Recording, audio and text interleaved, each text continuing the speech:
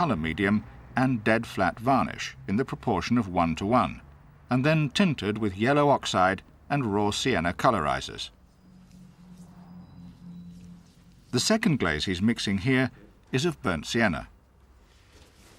Harry applies the glaze to this demonstration board. It's best to practice on a board. The translucency of this glaze comes from the colorizers.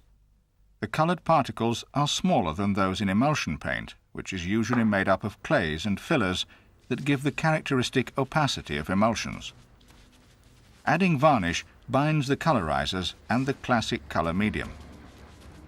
He pulls a mottler through the glaze in rapid, irregular strokes to give texture to the glaze. He then softens the glaze before adding more detail with the end of this pencil. You use this funny brush called the wavy mottler.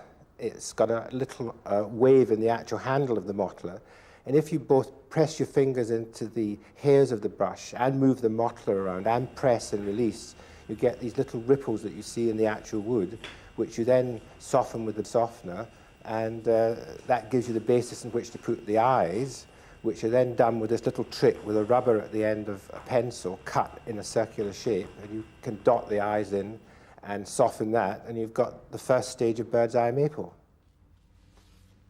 When dry, you can add the second glaze. Harry then drags a piece of torn card through the glaze to add the fine grain lines. Again, he softens the glaze using a master softener.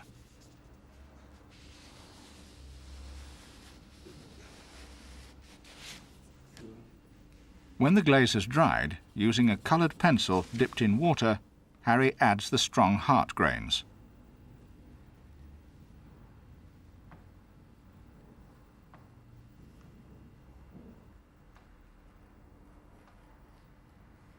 Et voila! Harry is currently working on this mirror frame in the Biedermeier style. It combines bird's eye maple with black colorizer in acrylic lacquer. The water-based media are excellent in that the first coat dries fast, particularly if you've got a hot air gun, and then you can go on to the second glaze coat and create the little grain lines with a piece of card. That's a useful trick.